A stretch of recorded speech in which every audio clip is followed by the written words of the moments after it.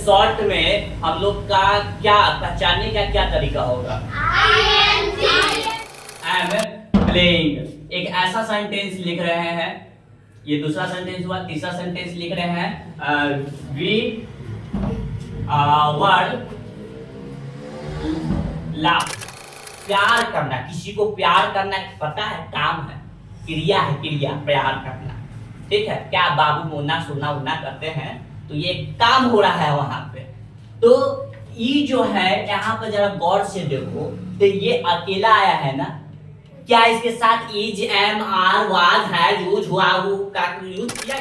S dot ये है helping verb और वो है main verb. Do you understand? Yes, sir. Okay, next wise good Good. etc।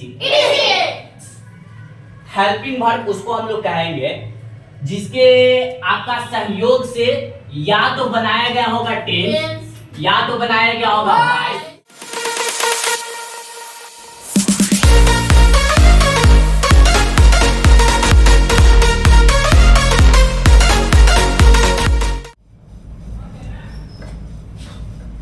मेरे प्यारे साथियों, आप सभी स्टूडेंट का हमारे इस बैच में स्वागतम कर रहा हूँ आई सर की तरफ से।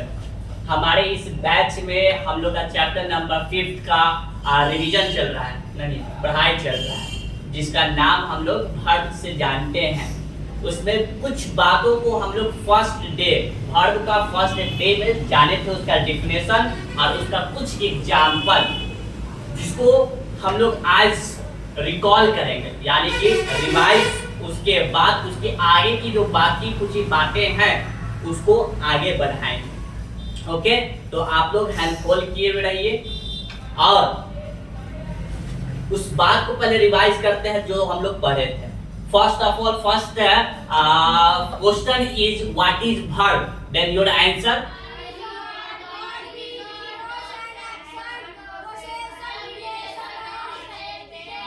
क्या डिनोट करता है?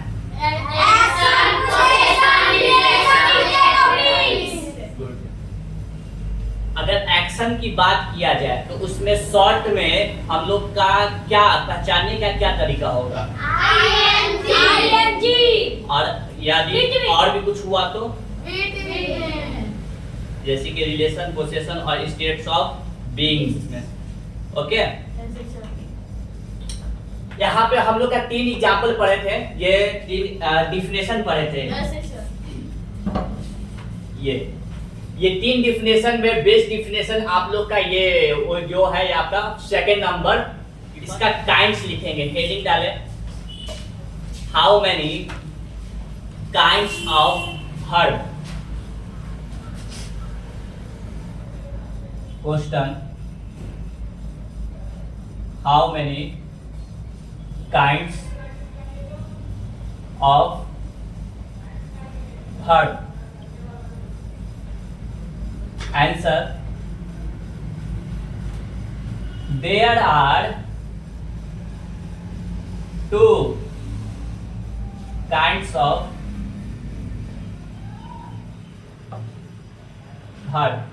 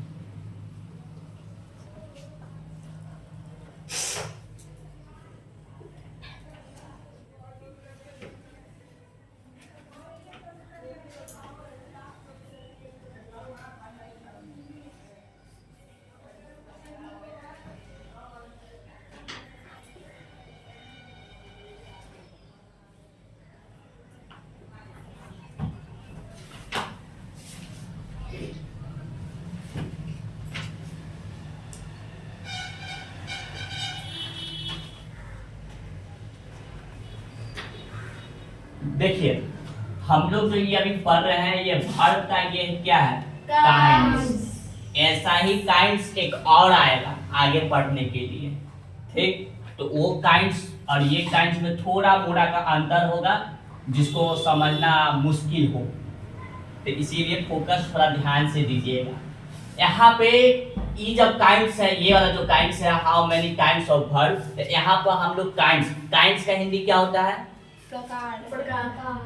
State, state and Ford.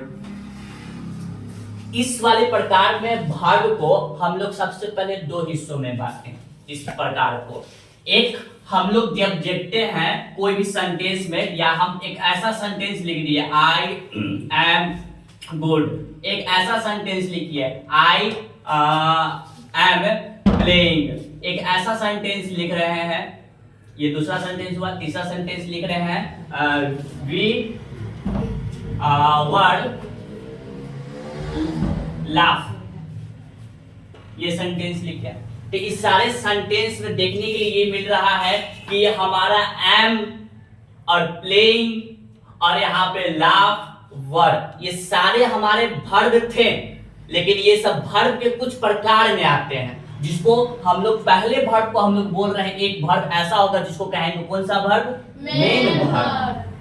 एक ऐसे वर्ब होते हैं जिनको हम लोग बोलते हैं helping verb. Okay, main verb क्या, एक होते हैं क्लासरूम में जो कि एक मेन मॉनिटर होता है, ठीक। तो वो मॉनिटर हुआ आपके पूरे क्लास का संभालने वाला मेन मॉनिटर, लेकिन उसके साथ भी तो कोई को और बनाते हैं, उसके साथ में क्या बनाते हैं, कैप्टन। तो वो कैप्टन उसका सहायक होता है। सहायक मतलब क्या, सहायता करने वाला, तो उसको हम लोग क्या बोल रहे हैं, helping. Okay, only for helping. ठीक उसी प्रकार इसको समझिए, ये आपके सेंटेंस में कोई एक ऐसा सेंटेंस में वर्ड आएगा जिसको हम लोग कहेंगे मेन वर्ब, और उसमें कुछ ऐसा भी वर्ब होगा जिसको हम लोग कहते हैं हेल्पिंग वर्ब। इसको नाम से पहचान लीजिएगा। हेल्पिंग मतलब क्या, इसमें मदद कर कर उसमें वर्ब को सेंटेंस के ऊपर कंप्लीट किया जाएगा। एग्जांपल से पहले मेन वर्ब को भी हम लोग दो हिस्सों में बांटते हैं। मेन वर्ब पहला क्या है, ट्रांजिटिव वर्ब। फर्स्ट पहला ट्रांजिटिव वर्ब, दूसरा क्या है, intransitive verb. Again main verb कितने हिस्सों में बटा हुआ है, दो। कौन कौन, transitive verb, intransitive verb. Okay, तो सबसे पहले यहाँ पर हम लोग को इसके बारे में समझना है कि मेन वर्ब आपका हुआ क्या। तो मेन वर्ब में बोला जाता है, रिपीट करेंगे, द वर्ब्स यूज्ड अलोन और टुगेदर। यहाँ पे तीन बात लिखा जा रहा है, पहले पहले बोल देते हैं। With helping verbs are called main verb। यहाँ पे खास कर फोकस इस बात पे दो, alone और together। इस बात पे ध्यान नहीं देना, ये हेल्पिंग कुछ और कहने जा रहा है। ऐसे सेंटेंस में कोई एक ऐसा वर्ड होगा, या तो वो होगा क्या, alone, या तो वो होगा together, जिसको हम लोग बोलेंगे मेन वर्ब। इस एग्जांपल में देखिए, इस एग्जांपल में आई लव हर, यानी कि प्यार करना, किसी को प्यार करना पता है, काम है, क्रिया है, क्रिया प्यार करना, ठीक है। क्या बाबू मोना सुना उना करते हैं, तो ये काम हो रहा है वहां पे। तो ये जो है यहाँ पे जरा गौर से देखो, तो ये अकेला आया है ना, क्या इसके साथ is, am, are, was, has, use, हुआ, हु का यूज किया गया है, नहीं ना। अगर उसका यूज किया जाता है ना तो वो आता है हेल्पिंग वर्ब। तो इस पूरे सेंटेंस में मेन कौन है, लव, इसीलिए इसको कहा गया मेन वर्ब।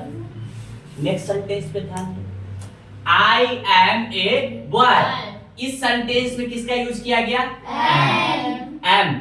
लेकिन इसके साथ और कुछ अगर रहता ना, जिसके आगे आईएनजी लगा हुआ रहता, या फिर हमको पता चलता कि या तो एक्शन शो कर रहा है, या फिर पोसेशन, या फिर रिलेशन, तो उसको हम लोग बोलते हैं मेन वर्ब होता है। लेकिन यहाँ पर एम अकेला आया हुआ है, अकेला है यहाँ पर, ठीक, तो इसको हम लोग फिलहाल के लिए अभी कह रहे हैं कौन सा verb? Main verb.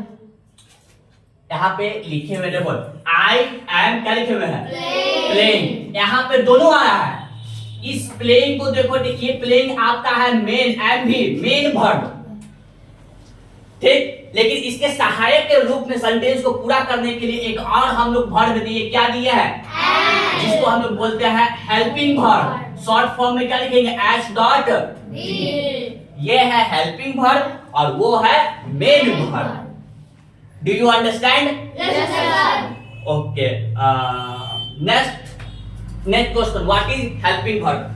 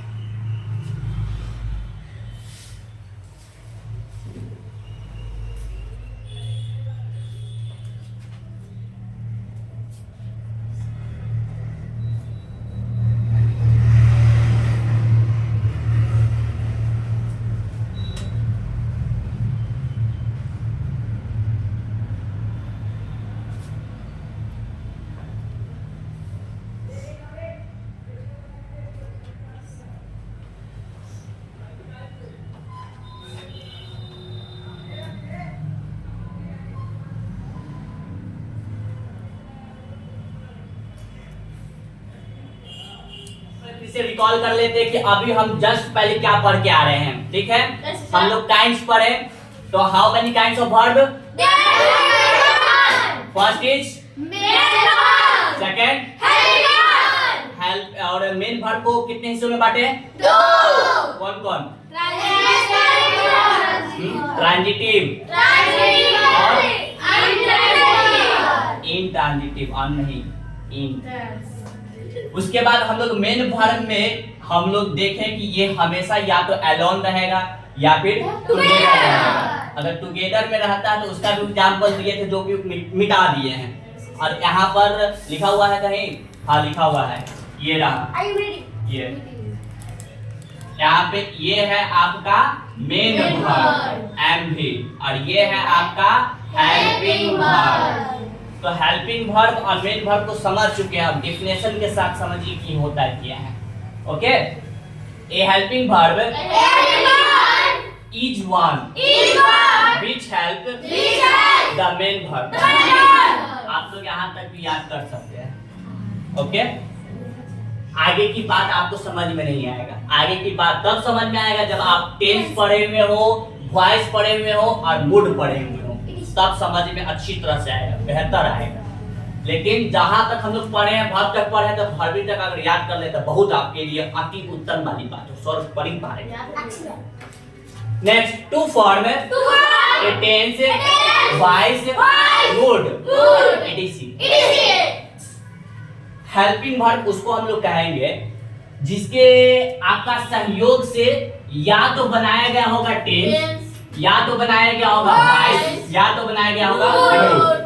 The helping verb, ये यहाँ पे ये जो देख रहे हैं आई एम रीडिंग, यहाँ पर इसके सहायता से ये सेंटेंस को कंप्लीट किया गया। अब ये सेंटेंस टेंस में है कि वॉइस में है कि मूड में है, ये तभी समझ में आएगा जब पढ़े हुए होंगे, तब अभी समझ में नहीं आएगा। तो हम लोग मोटा मोटा इतना बात जान लो क्या कि जो सहायता लेकर बनाया जाता है सेंटेंस को, वही आपका हेल्पिंग वर्ब। Any problem? यहाँ पर देखिए my brother is good boy, यहाँ पे कौन सा हेल्पिंग वर्ब नजर आ रहा होगा? इज। यहाँ पर ही विल गो, यहाँ पर ध्यान दीजिए ये आपका मेन वर्ब भी है और हेल्पिंग वर्ब भी है। क्वेश्चन था मेन वर्ब कैसे हो गया? क्योंकि ये अलोन भी है और दूसरी बात ये हेल्पिंग लेकर भी बनाया गया है, इसीलिए ये दोनों है। नेक्स्ट सेंटेंस में यू शुड डू दिस, यहाँ पे कौन सा है? डू। ओके, क्या शुड है क्या? ठीक से देख लो। अब यहाँ पर बताओ कंफ्यूजन आ गई इस बात का कि यहाँ पे दो हमको नजर आ रहे हैं वर्ब, एक डू और एक शुड। अब यहाँ पहचान करो मेन वर्ब कौन होगा?